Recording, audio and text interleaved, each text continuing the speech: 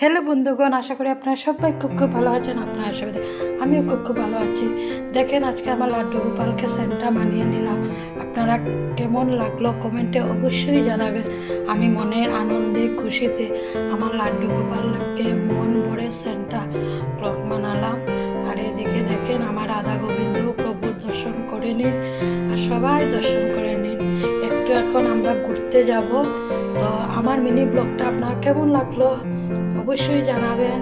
আর আমার সাজানোটা কীরকম হলো আপনারা দেখেন, ভালো লাগলে অবশ্যই বলবেন। আর কিছু বলার নেই, একটু ঘুরতে যাচ্ছি আজকের জন্য মিনি ব্লগে।